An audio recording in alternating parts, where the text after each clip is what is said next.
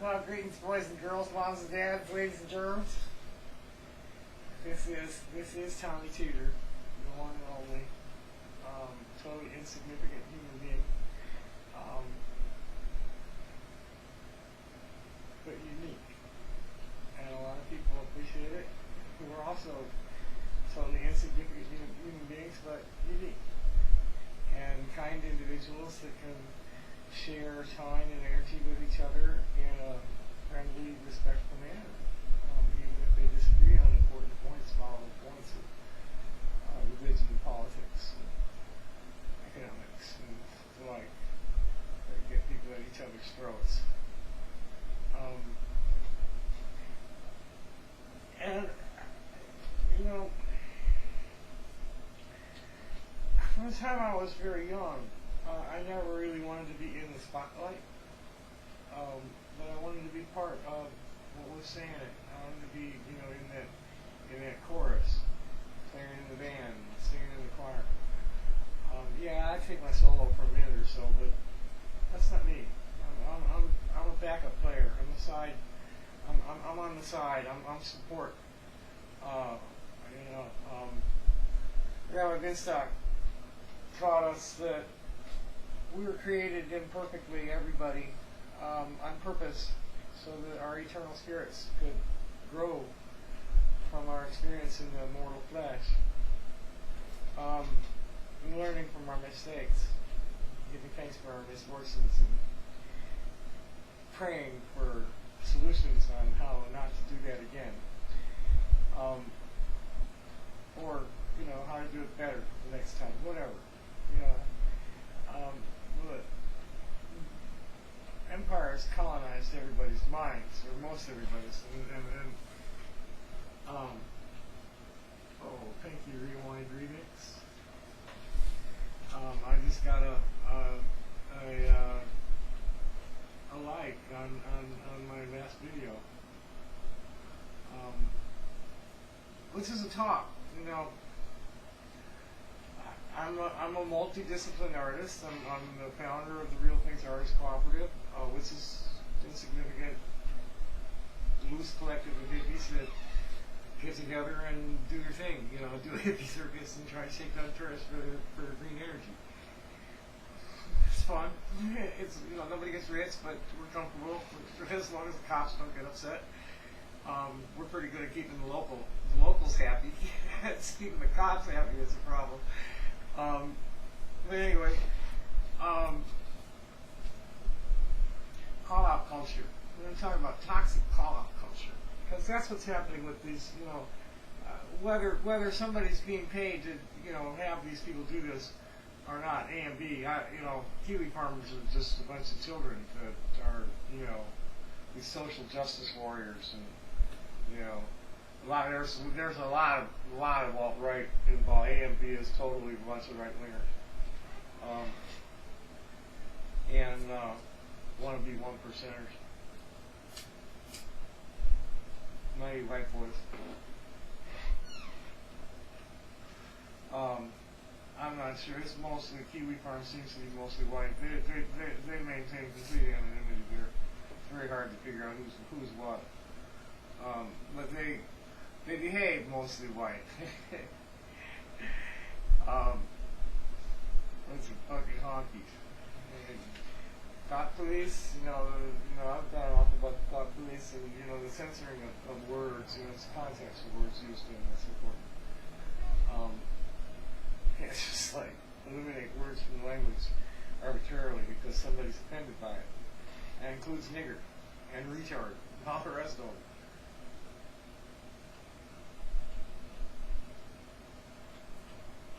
These clowns are mass reporting my writing because it's got offensive language. And the way the algorithm's set up is enough people do it, bam, remove it, block a person for a while. And then you can't get anywhere near a human. I've left a few messages that I'm just, they're just kicking it back. It's like, hey, fuck you. I met somebody who actually said they knew people that worked for them, and they said that they sit around in meetings reading this stuff and giggling and laughing at people. It's sick. The whole setup's sick. It's just. But then here comes Mark Zuckerberg last week at commencement or something, talking about universal basic income. Making sure this is something that's been in my rap since I was a kid. Is that there is absolutely no reason for everybody in the world, just for being alive, to be able to be guaranteed basic standards of living without doing any labor for it. Just, you're alive, this is your allocation, this is your portion in the Earth's resources. Selling it to people is bullshit. And it's capitalism. You don't own it. The earth is the Lord's and the fullness thereof, and all that dwell therein. And how does it go? Who shall ascend the mountain of the Lord? Those who fear his heart. Might as well start out with reading that. I know you want to call people out. Let's call out who's going to ascend the mountain of the Lord. Okay.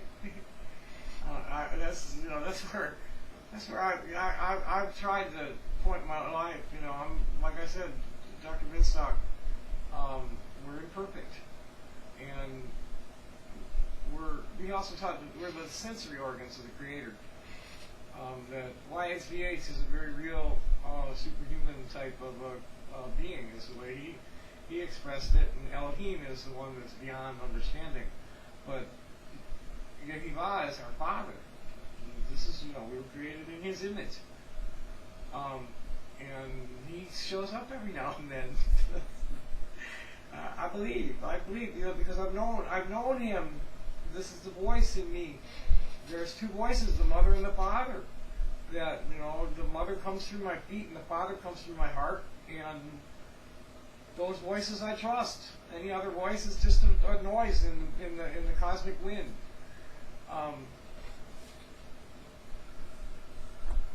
Anyway, I was going to look for Psalm 24 real quick and give a bit of righteous reading.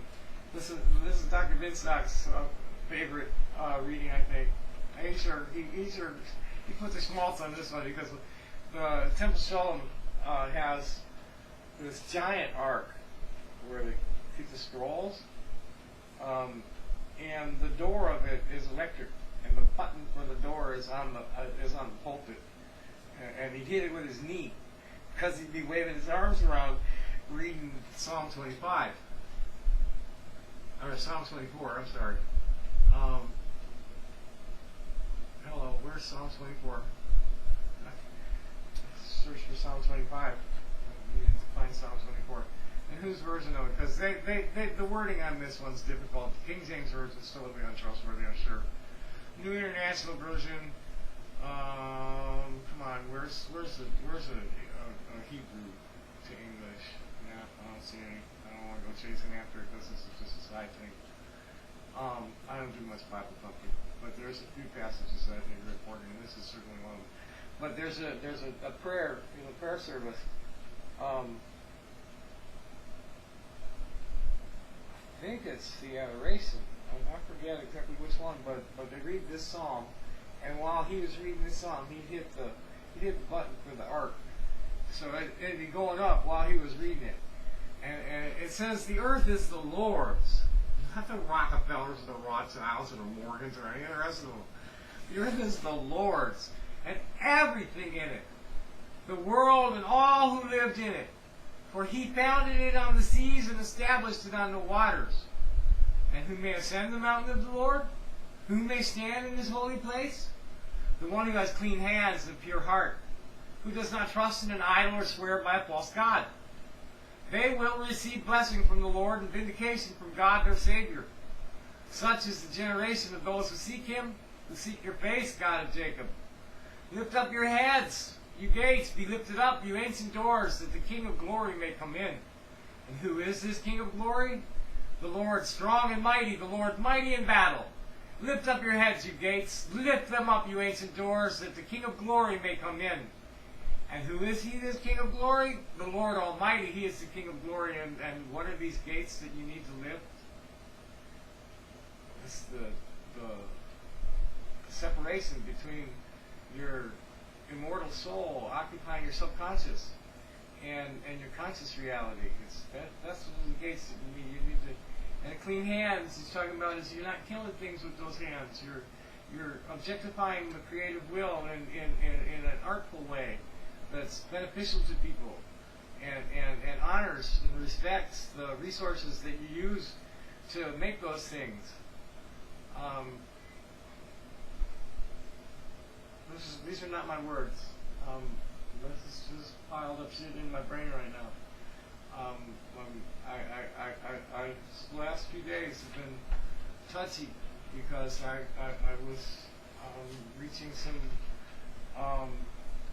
warning stages in my own mental health routines.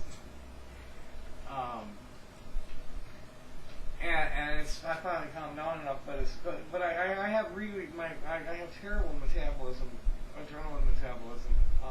The epinephrine, I think, I forget what the right word is. There's something builds up. It's like speed. I get to hallucinating sometimes. It wasn't that bad this week. I just got to what I call overamped. And I was like, I'm putting the brakes on it. As soon as I'm putting the brakes on it because I don't want to start zooming. So anyway, this is call-out culture. These people are, talking about the logs, the splinters in my eyes. The people that they're laughing at, these small cows that they find inferior to themselves, who need to be called out because they believe them to be sexual deviants or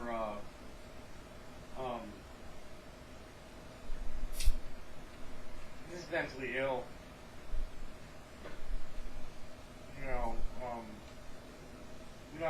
Not able to succeed in the imperialist, colonialist reality.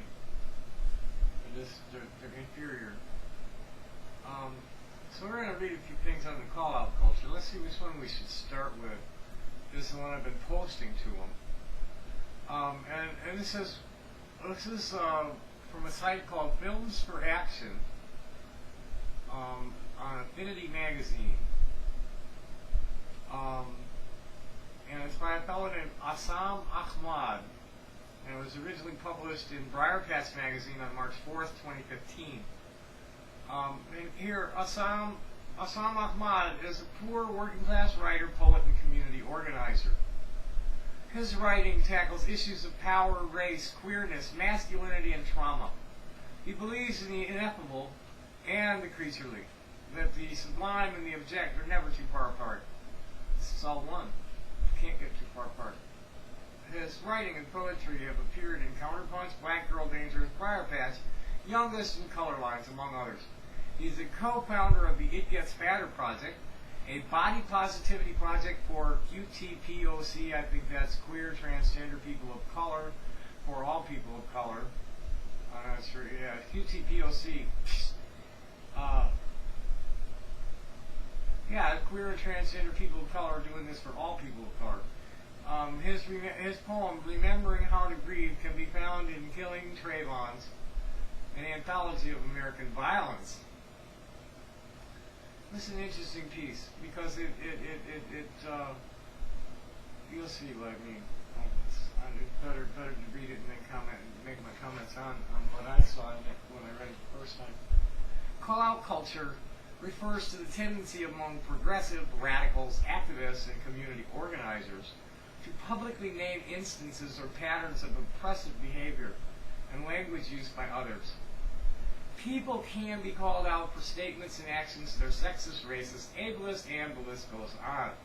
Because call-outs tend to be public, they can enable a particularly armchair and academic brand of activism, one in which the act of calling out is seen as an end in itself. What makes call-out culture so toxic is not necessarily its frequency so much as the nature and performance of the call-out itself, especially in online venues like Twitter and Facebook. Calling someone out isn't just a private interaction between two individuals. A public performance where people can demonstrate their wit or how pure their politics are. Indeed, sometimes it can feel like the performance itself is more significant than the content of the call-out, and there's a reason for this that I'm going to get into when I finish the paragraph. This is why calling in has been proposed as an alternative to calling out. Calling in means speaking privately with an individual who has done something wrong in order to address the behavior without making a spectacle of the address itself. And this is a problem I had on forums all these years, because instead of, when somebody crossed a boundary or delivered an irrational statement or something that needed to be addressed and challenged, that was just potentially too ugly to put in the middle of a discussion, I would send a PM, and then they'd turn around and post the PM in the thread and start screaming or make a new thread. And in Facebook and Twitter, part of the routine is to call the person out and provoke them into saying something that will be valid to the algorithm when they gang report it. I don't know what the numbers are, but what the thresholds are. But if you make a, they get me blocked for saying things like calling myself a dyke with a dick and dirty hippie tranny, and this last time was about retarded. I don't even know what it was here this time.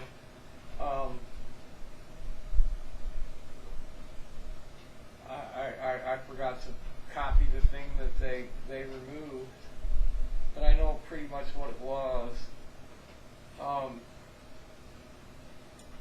And the gang reported, and there's no people involved at all. So part of the performance is to agitate the target into breaching community standards so they can get them blocked.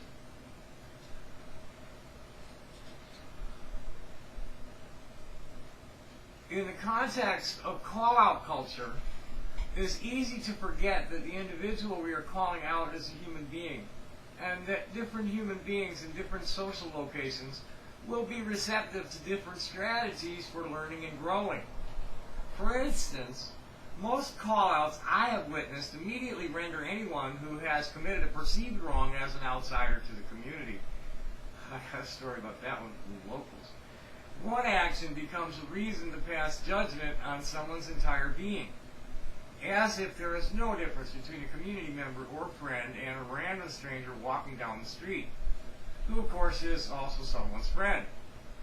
Call-out culture can end up mirroring what the prison industrial complex teaches us about crime and punishment, to banish and dispose of individuals rather than to gauge them with them as people with complicated stories and histories. And this is what pretty much got me run off. I got run off.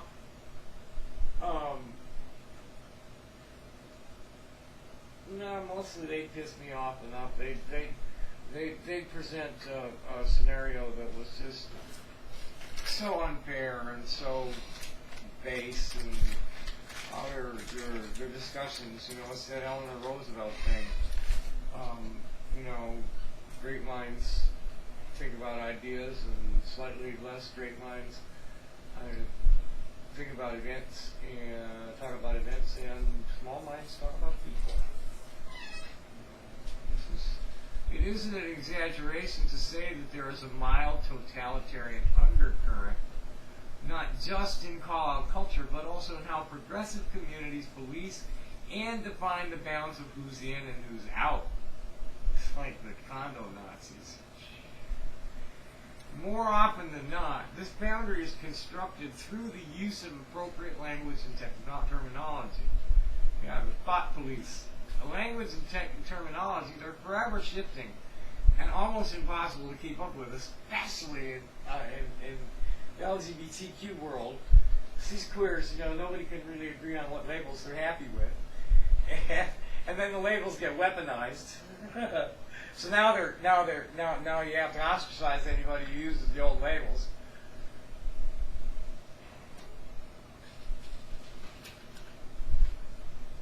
It's like it's so as a faithful Hebrew Israelite, so somebody who's faithful to Shema and the principles of Shema, and then somebody who's like lived within the hippie culture for the last 50 years,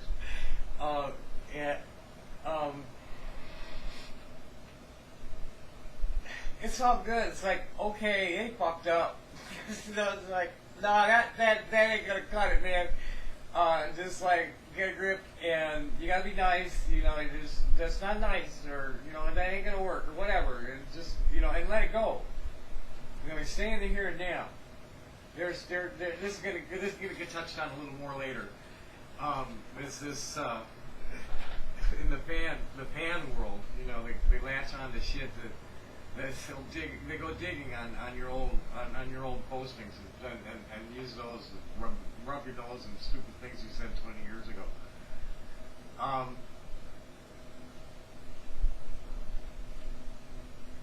Where is it? A language and terminology, forgive, just keep up with. In such a context, it is impossible not to fail at least some time. And the trick in maintaining social order and domestic tranquility is getting past that failure quickly and with this minimal damage. It's like, okay, apologize and move on. And what happens when someone has mastered proficiency in languages of accountability and then learned to justify all of their actions by falling back on that language? What does happen when somebody's mastered? I'm not sure what that means. How do we hold people to account who are experts at using anti-oppressive language to justify oppressive behavior? There we go. Now, see, this is yawning Sneasel to a T, and the slicker Kiwi farmers. How do we hold people to account who are experts at using anti-oppressive language to justify oppressive behavior? I'm not sure if that can be done without the courts or violence. We don't have a word to describe this kind of perverse exercise of power, despite the fact that it occurs on an almost daily basis in progressive circles. Perhaps we could call it anti-oppressivism. I think on that note, I'm going to take a short...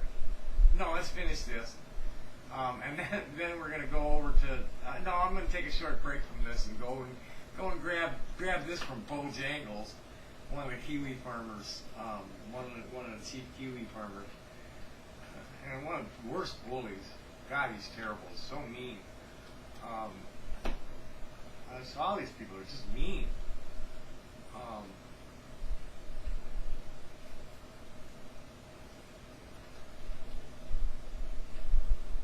But he sent me a.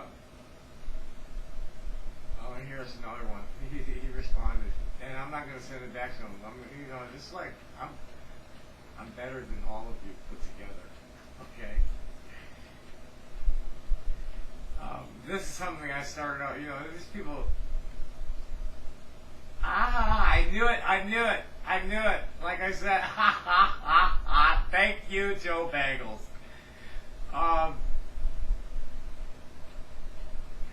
Here's him blustering at me. This is our site. We'll shut you up whenever it pleases us and toss you aside when you fail to amuse. You have no rights. Life isn't fair and we owe you nothing. So now the case is still floating in the system as it has forever.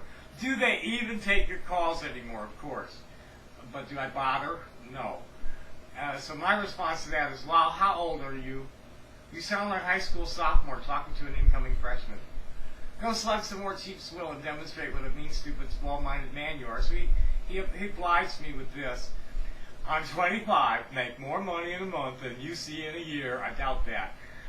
Date the most beautiful woman I've ever seen. Drink top shelf whenever the fuck I want. And spend my weekends cavorting about town, blowing cash like it's being linked to skin cancer. In terms of life quality and overall happiness, you're a small child I'm scolding. Now clean your room and fuck off. I get it, you flounced and got kicked, and now you're grumpy because you can't fire back. Maybe don't run your mouth. We don't owe you a right of response, and we know the usual shit you say anyway, as if I don't know the usual shit you clowns saying. These are idiots.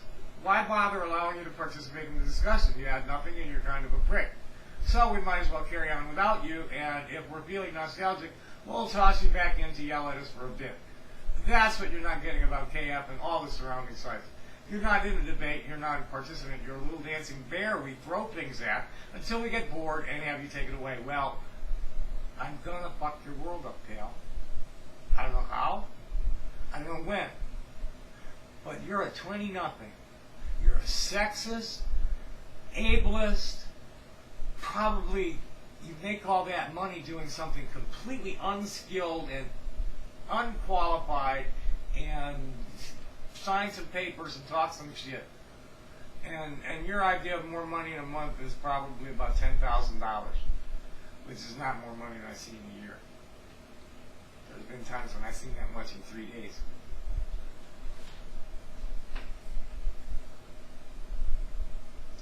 So, moving right along to the next, real thing here. Let's go 6 signs your call out isn't actually about accountability. No matter how long you've been politically conscious, you've probably figured out by now that activists are by no means perfect. Even while we're trying to end oppression, we can sometimes make some harmful mistakes ourselves. So how do you address oppressive mistakes in your community? Say you're at a social justice event that's promising in some ways but problematic in others. What do? Take over the microphone and call the organizers out? Leave early and write a lengthy post on the Facebook event page about what they've done wrong? Invite the hosts out to coffee to point out their errors.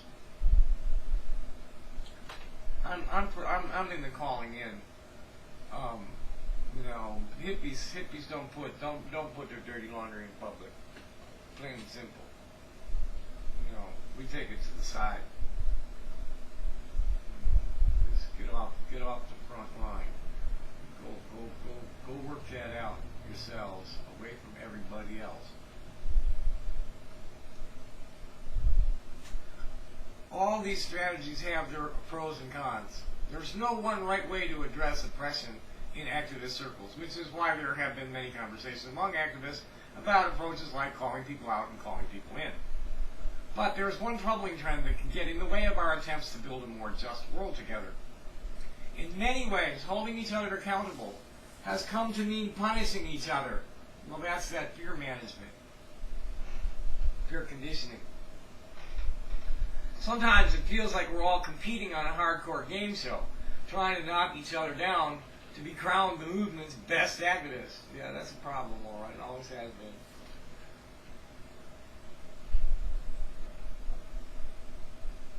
It starts from a good place. We want to diminish the harm of oppressive behavior. We're all feeling the toll of daily oppression, and when we're around other people who are woke enough to recognize this, we want to hold each other to a higher standard. And we absolutely should be able to influence each other to be better. This helps our communities grow together, adds to our positive influence on the world around us, and helps each of us build the safe spaces we deserve.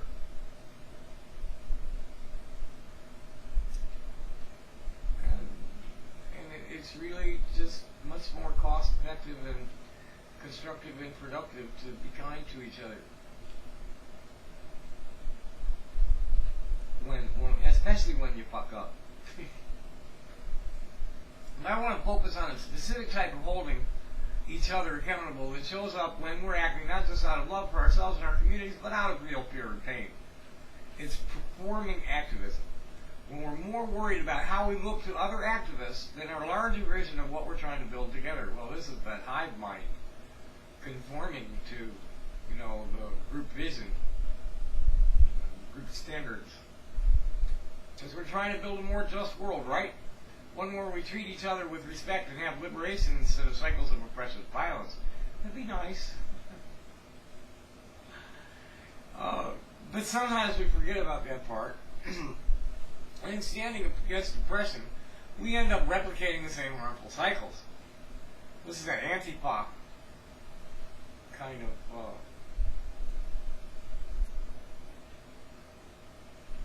punching Nazis is not a real good idea. Especially because the Nazis want you to punch them.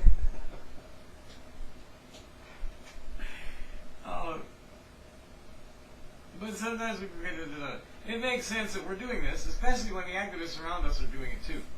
If I'm afraid that other people are going to notice that I'm not a perfect activist, one way to divert the attention is to shame someone else for doing wrong. Take the example of that less than perfect event you're attending. The organizers are making mistakes that could hurt somebody, and you have every right to be upset. You might try any number of approaches to make your disappointment known. You could even rally up a whole group of folks in person online to wage a campaign and let the whole world know that the event's organizers are doing activism all wrong. Boy, I've seen a lot of that shit. And the promising aspects of their event would be just a distant memory. And where there's so much fragmentation around the gay pride shit, it's pathetic. You could even rally up a whole group of folks. Oh, I did that. Anyone else who's afraid of being associated with this wrongdoing might join in the attack. And together you'd all make sure that the organizers never host an event again.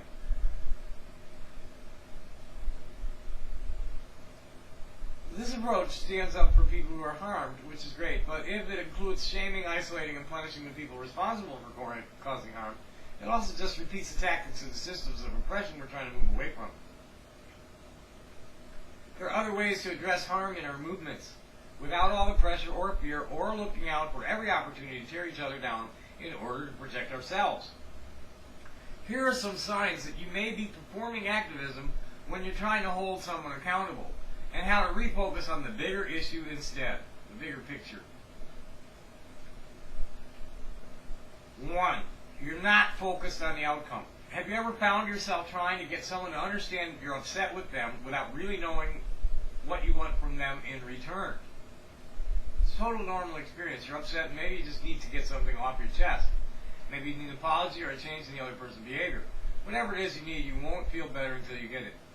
When you're communicating in your personal relationships, it can be helpful to take a moment to figure out what would help you feel heard if that's possible. That's a real important thing, is to make sure it's possible. If you're dealing with somebody who does not listen, if they're looking off into space, if they're non-responsive, if they're, just not responding at all, relatively to what you're saying, it's best to just break it off and get the fuck away from them. Partly because you deserve to be heard and to have the other person respect your needs if they're able. And you deserve to be around somebody who's paying attention. Don't waste your words if you're not.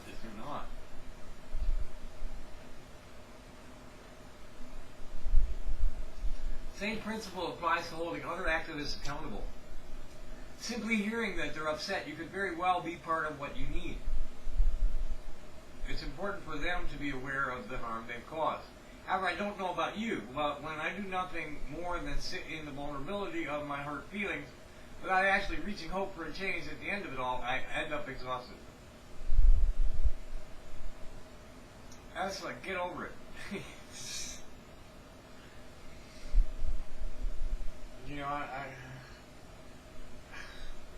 Never mind, I don't want to go there right now. One way to heal this emotional drain is to consider what change you're hoping for. Do you actually want this person to learn and do better, or just to feel bad about what they did? Why is it so important to label me a pedophile or a zoophile? Because on the basis of 2 old stories.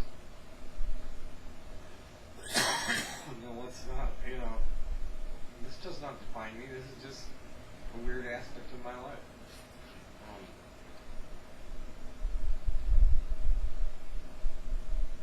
The pedophile shit is just strictly libelous. Zoophile too. Both of them. It's libelous. Not real. What?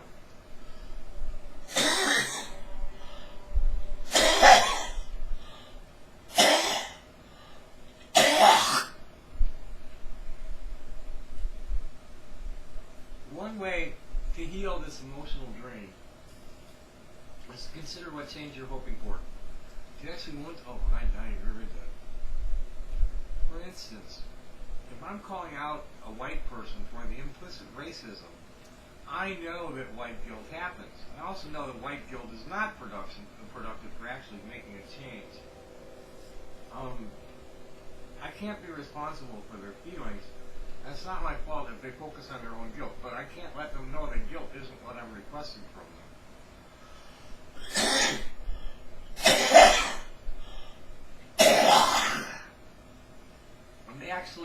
asking them to recognize the harm of their actions and to make an effort to do better. I know I can't force them to do that, but at the very least, I can keep that goal in my own mind. Then I'll be able to recognize if they refuse to be accountable and choose not to cooperate with them, if that's the case. But if I'm going down the hopeless road of trying to shame or coerce them into listening to me, I'll try to pause and recognize that that's not helping me reach my goal. They'll either crumple in shame or try to silence me, and I don't need that in my life. What I need are people who are willing to recognize their mistakes and commit to doing better. 2, you're not choosing your battles based on what's best for the community involved. There's a common fear that passing up opportunities to hold each other accountable would mean coddling people who are causing harm and silencing marginalized people who are harmed. So we're on alert to intervene at every problematic moment, every ignorant Facebook comment, every oblivious relative, every unwoke friend from middle school, which adds up to a lot of time spent advocating for marginalized people. A worthy cause for sure, but it can also mean more emotional exhaustion for you. And it's not strategic for the movement to have you burn out on activism all day, every day. No. And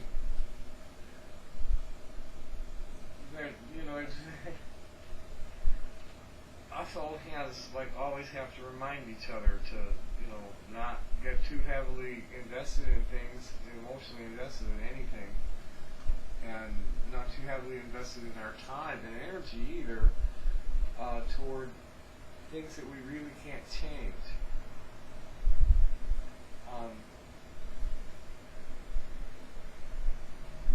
The old hippie adage is to think globally but act locally, because you really can't do anything except right there in your own neighborhood to affect change that's going to impact you directly. So you can be part of the cheering section for ending war and stop blowing up babies and all that stuff, and stop and environmental sanity for our technology. Way to go, Donald. He decided to pull out of the Paris Accord, which brought a couple of hundred people at least out to the White House to yell about it. Good on them. It's more than okay to pick your battles. It's actually necessary for your own self-preservation. Are you afraid of looking like a bad activist if you don't gear up for every battle? That's an understandable fear, and it shows why a climate of trying to outdo each other as activists isn't helpful. Instead, give yourself a little breathing room. One strategy I use for this is meeting people where they're at in their process of learning about oppression. Yeah, I like the way that feels there.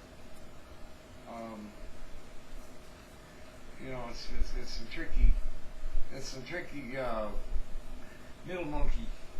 I'm a middle monkey in a lot of this because I'm not really white.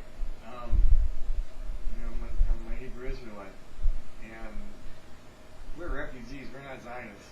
We're not that kind of Hebrew. We're not that kind of Jew. And so I've been involved in the Native community as one of the Rainbow Hippies, who's we're modeling our society after the Native society because we feel that it's more sustainable. And it's kinder. It's people are nice to each other. They're respectful, even when they're stupid. Even when someone does something stupid, they're kind.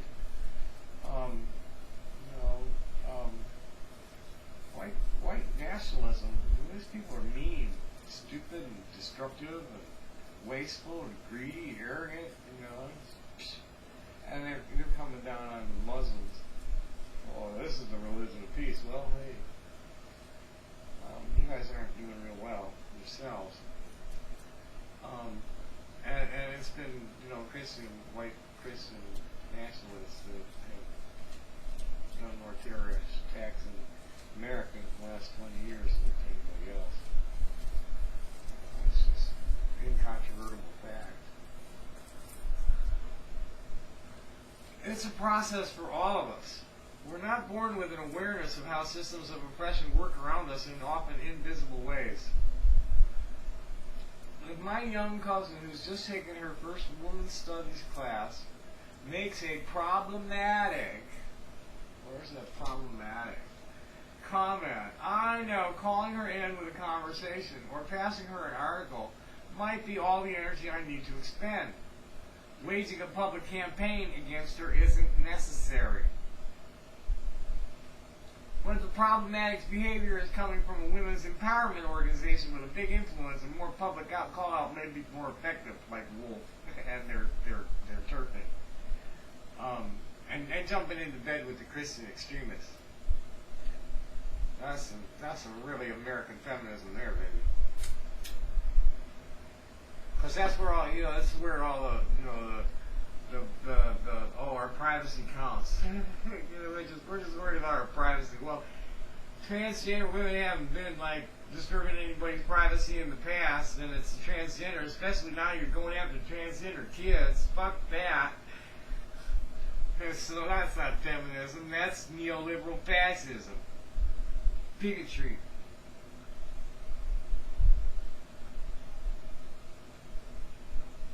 And the random guy who's commenting on a public Facebook page, probably not worth my time. It's probably also a shill.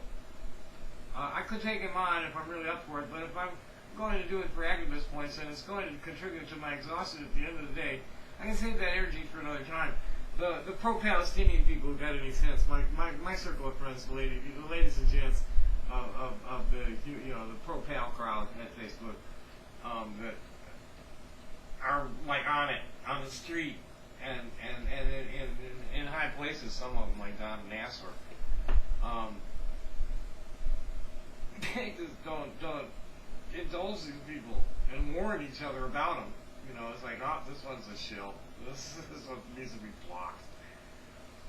And they pulled out all the groups where it's like, that's the game. It's like, the extremists on both sides will just like start battling with each other, playing more after playing more after.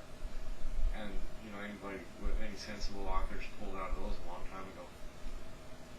Number 3 is you're using the same strategy for every situation. When I'm feeling the pressure to fight every battle, I tend to check out emotionally, and then every situation feels the same. But acts of oppression are not all the same, and each unique situation has a different set of strategies that would be most effective. While addressing oppression within our communities, the intention may be similar across the board. We're trying to put a stop to harm. Well, you got to stop spanking kids the minute they're born, for starters. And train and educate children with positive reinforcement, and not like all this fear conditioning, carrot and stick stuff. Give the child incentive to learn to do right, not threaten them with punishment for doing wrong. Offer them a reward for doing right, and show them what they did wrong in a kindly way so they can do right or do better the next time. While addressing oppression, usually when I talk about oppression, I emphasize impact over intention. Because no matter how well-meaning someone is, they can still cause harm.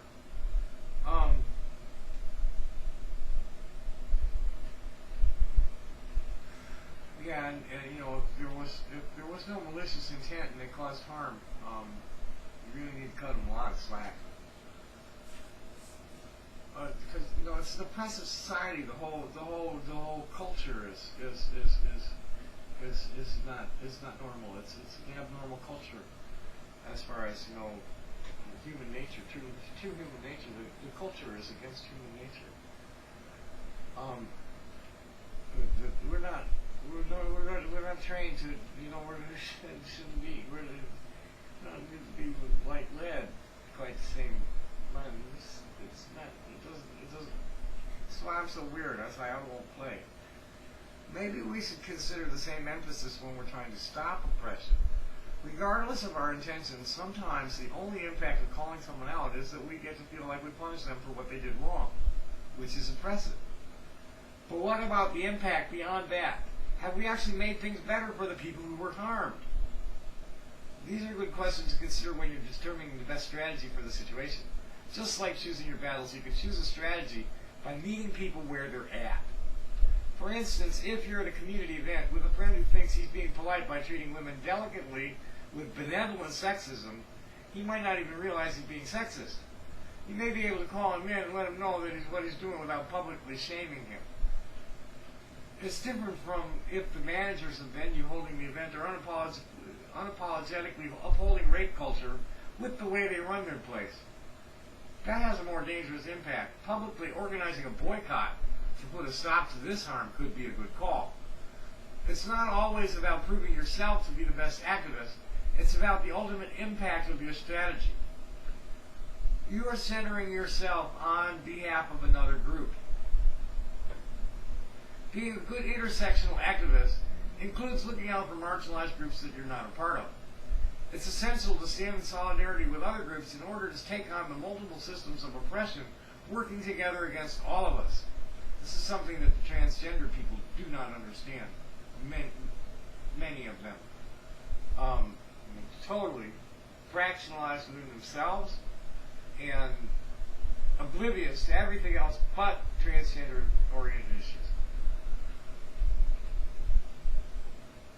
Sometimes it seems like there's no better way to get performing activism points than to show off your status as an ally. While acting as an ally can come from a good place, it can cross the line into performing activism when it's more about you proving your allyship than about the group you're trying to support. There may be times when you really are the best person to speak up about an issue, and you can help take some of the burden off the shoulders of other groups being harmed. But when it comes to determining what that group needs, it's best to step back and follow their lead. Consider what's motivating you to act as an ally. Are you trying to be a perfect ally just for the sake of perfect activism, or are you listening to what's best for the group you're standing in solidarity with? For instance, if women in your activist circle are speaking up about being harassed by men in your community, and you're a man who wants to help, that's great. Some men might be more open to listening to you. But also recognize that it's a problem that these men are willing to listen to you, but not to women. If you're talking over the women to center what you have to say, you're replicating the same harmful patterns that silence women and prioritize men. So you can use multiple strategies, both calling in man to man and encouraging men to listen to the women who are directly harmed by this issue.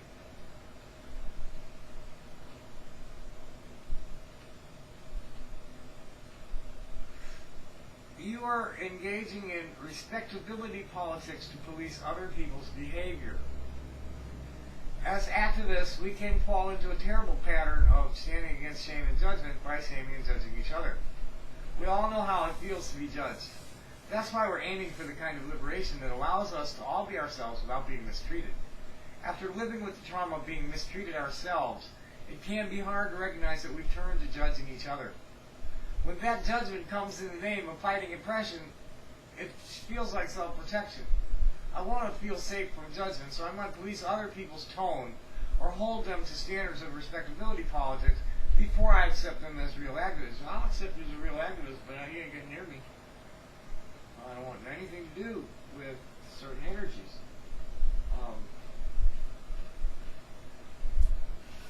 Confrontational, violent,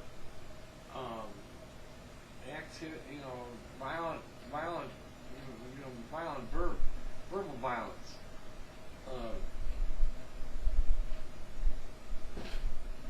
Not my scene, man. And then like here, the locals, what was her name? The Occupy idiots. Occupy Laura or something. She's a sneaky, weaselly thing, you know. I never even seen her face. Because she always had it covered. It was talking about how you just arbitrarily get ousted. You know, they were. She posted something about advocating for the death of rapists. And you know, a lot of people are opposed to death penalty, and even more people are opposed to arbitrary executions, extrajudicial executions. and anybody who expressed any kind of objection on that line was immediately branded counter-revolutionary and enemy of the community. And just run off. It's okay. It isolates them. This is where the Maoists have always been. Boy, there's some forces out there. George Soros is really angry about losing $1 billion on the Trump election. Anyway, for instance, this happens a lot with social justice jargon. On one hand, knowing all the latest activist terms mean you can name what's happening when people are being oppressive and keep up with the best ways to avoid using harmful language. So it's a good goal to try to keep up with it all, but it's also realistic to accept that not everyone is able to. Lots of this language comes from academic institutions and books that not everyone has access to. And while it's sometimes true that self-education is just a Google search away, not everyone can access the internet or knows where to begin searching for these terms. This doesn't mean you have to put up with people using harmful language. But remember that just like you become more politically conscious over time, it takes time for other people to learn all the right lingo. So if my previously homophobic aunt says she wants to join me in a pride parade to support the men and women of the gay community, that's a start. I let her know that there are also people in queer communities who aren't men and women or women, and introduce her to more letters in the LGBTQRSTUVXYZ by Windows. Rainbow. What is this? So fragmented. There's no gay community. I kind of like Tucson, where Tucson is the community, and it has all different kinds of people in it.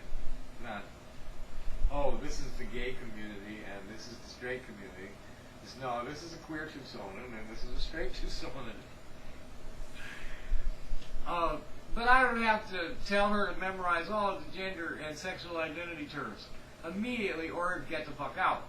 First, I'll give her a chance to correct her mistake and help her try her best. I was talking about misgendering. I'm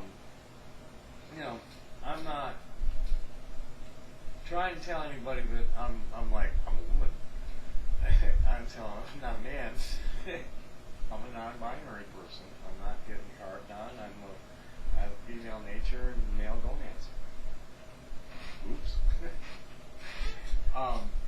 Shit happens. And no, I'm not getting it modified, but I'm also not gonna. I'm totally supportive of gender dysphoria sufferers who need to get their genitals modified so that they're compatible with their gender identity. It's brutal. It's not an easy cope. I can understand people who really feel the need to get rid of a thing, or do the other way, get one. It's because your brain is looking for nerve endings that are in the wrong place. It's just maddening. The hormones help some, but still, it's debilitating alone without a lover. If I had a lover, it would be a lot different. I'd be able to deal with things that would be more productive. But never mind. I don't want to go there.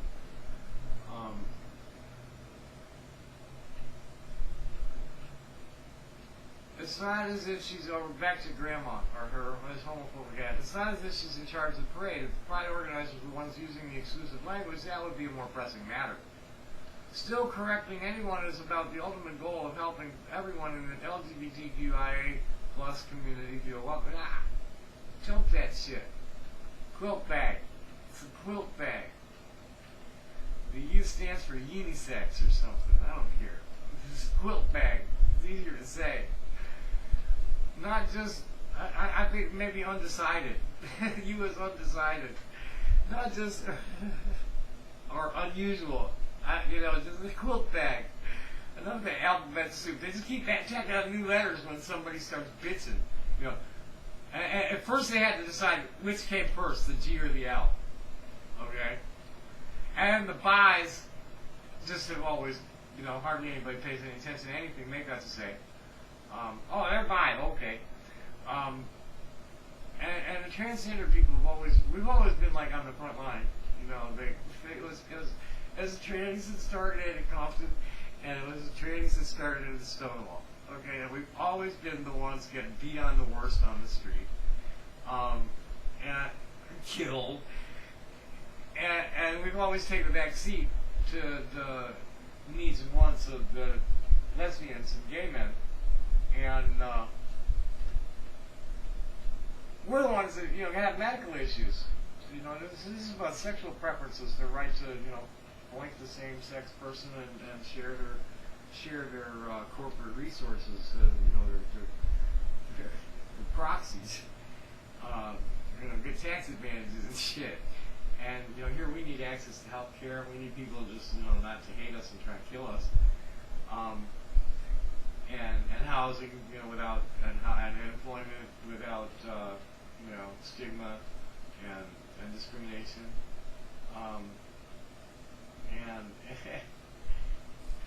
But a lot of us need medical help because certain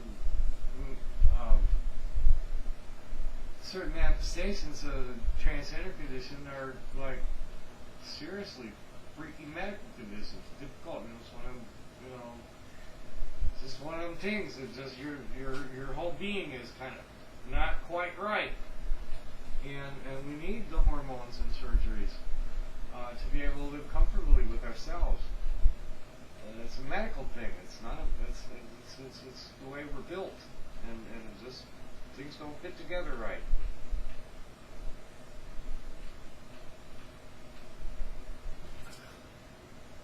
And we all have different. It's still correcting anybody. Correcting anyone is about the ultimate goal of helping everyone in the LGBTQ in the quilt bag community feel welcome. Not just about judging who's an inadequate activist and patting myself on the back for having a bigger vocabulary. That the terping and the T3 stuff, that trainer now stuff. No, that's harmful.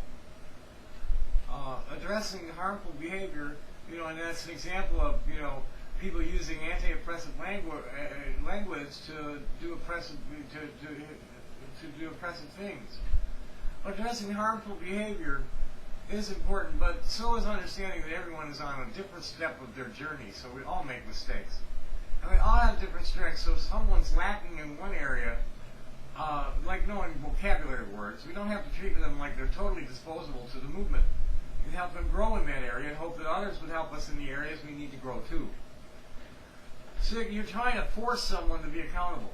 Accountability is super important to our movements. Without it, we wouldn't be able to learn or grow or take responsibility for our part in perpetuating systems of oppression. But unfortunately, asking someone to be accountable doesn't come with a guarantee that they will be. If you're so set on holding someone accountable that you feel like it's your responsibility to make them atone for what they've done, you're forgetting that it's actually their responsibility to step up and be accountable. The pressure of being responsible for someone else's actions can take a lot out of you, and you shouldn't have to feel that burden. Understand that you can only do so much. The rest is up to the person who caused harm to recognize what they've done wrong and be willing to make a change. How much more of this is there? This is long. Too long. It's already said the 6 things, but now it's going on. So I'm going to quit this one because I know we're up to at least 40 minutes. Oh shit, it's almost an hour. So I guess we'll have to fold it up. Let's roll it up. Let's roll it up to an hour. There was another one here. Call out culture is problematic. This is a nice short one. And we'll finish with this. Over the past few years, this is by Terusha Heggie, published in something called Affinity Magazine. Over the past few years, many people, especially those of the younger generations, have taken upon themselves to become more educated about social justice issues. Now there's a huge amount of people who speak up against issues like racial inequality, homophobia. I read this.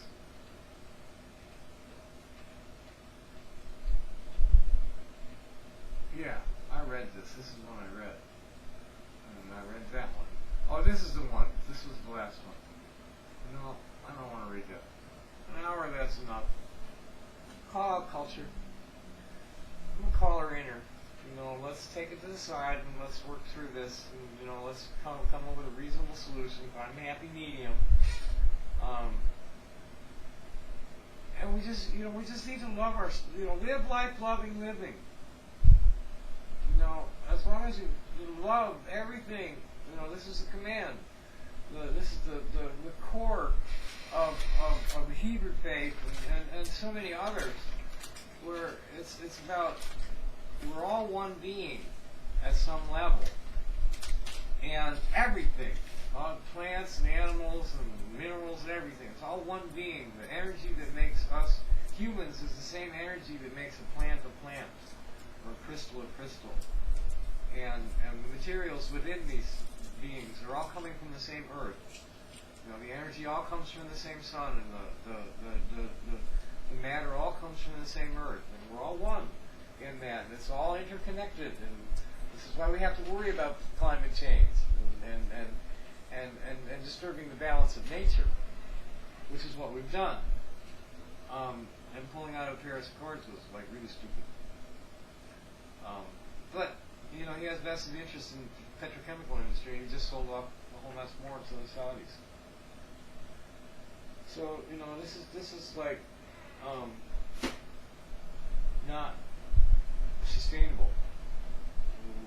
We're on the extinction track from the petrochemical industry, whether they want to admit it or not. And Fukushima was an extinction event. It just hasn't started to kill yet.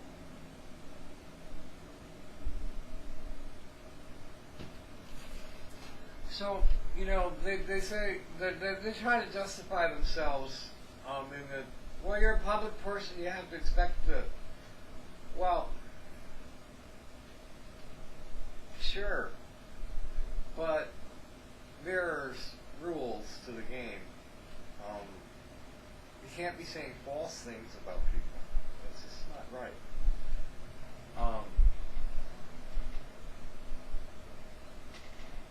And attacking somebody for something they did 35 years ago as a means of derailing an argument about something that's totally unrelated today, that's not right either. I'm sorry.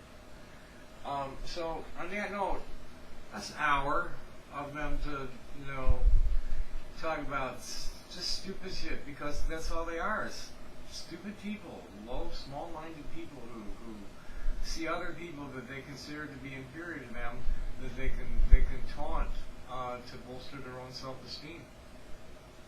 Thanks for tuning in. Happy day. Bye.